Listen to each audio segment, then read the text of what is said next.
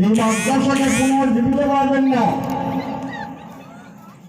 পাগড়ি আছে, পাঞ্জাবি আছে, লম্বা নামাজ পড়ে না, এই মাদ্রাসার অবস্থা হয়েছে, এই মাদ্রাসার অবস্থা হয়েছে। এই জন্য এই মাদ্রাসাকে জিন্দা করা, যে সমস্ত বুজুর্গ এই মাদ্রাসার খুঁটি কেটে দিচ্ছে, ওনাদের কি আশা ছিল যে আমরা মারা যাব, এই মাদ্রাসাগুলো চলবে সব আল্লাহ আজাদ থেকে আমরা বাঁচে থাকবো। আমরা পাবলিক 1 টাকা 2 টাকা 100 200 করে ধান দেয় চলে দেয় ফলো করে নাজাতের জন্য, ফলো করে যাতে আল্লাহ জাহান্নামে না যায়। কিন্তু আজকে দেখলে চালা হয় মাদ্রাসা পড়া নাই, মাদ্রাসার ছাত্র নাই।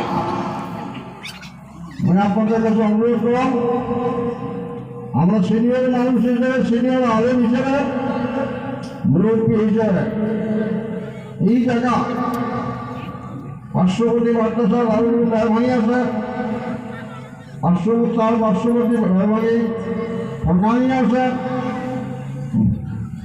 মাদ্রাসা পূর্ণ রূপ দেওয়ার জন্য ছাত্র দেন এবং ওস্তাদগুলা কেয়ার করে লক্ষ্য দেন যে ওস্তাদ খালি কালেকশন করবে না, পড়া পারবে, এটা লক্ষ্য দেওয়ার ব্যাপার। আমরা ছাত্র দেওয়ার জন্য রাজ দিয়েছি, ছাত্র যেন মাদ্রাসার পূর্ণ পর্যায়ে উন্নতি আমলগুলো হয়। কথাটা অনেকের ভালো লাগবে, অনেকগুলো বেয়া লাগবে। টিচার মিটার আসলে মানুষ ঠিক হয় না, টিচার মিটার আসলে মানুষ ঠিক হয় না। কেন মাদ্রাসা অবস্থায় লোক মাদ্রাসা কেন বানিয়েছে?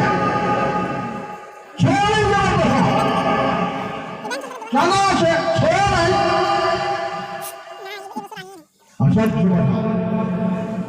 এটা পাবলিকের দোষ, মূল শিক্ষক বর্গ, মূল কমিটি বর্গ বেশ টাকা কেন আলাদা না? প্রত্যেকটা মানুষের হয়েছে মাদ্রাসা কে চালে যাবে? মেয়ে মানুষের চালাবে, পর্দার আওয়াজ হয়ে চালাবে। এই জন্য অনুরোধ, এই মাদ্রাসা যাতে পূর্ণ রূপ পায়, মাদ্রাসা যাতে ছাত্র ভর্তি হয়, লেখাপড়া যাতে সুন্দর হয়, কমিটি লেভেলে, প্রস্তাব লেভেলে, অন্তত এই গানের প্রত্যেকটা মুরব্বী জুয়ান সকলের কাছে একদম সবিনয় অনুরোধ, মাদ্রাসা দিকে লক্ষ্য দেন, মাদ্রাসা থেকে আপনার চিন্তা করেন। বাবা তোমার হচ্ছে বড় বাবা, আমাদের সুগন্ধের যারা আছে ভাস্কর দেওয়া যায় 10 মিনিটের জন্য কয়েকটা কথা বলে তারপর মেয়ের আস্তে করে হবে।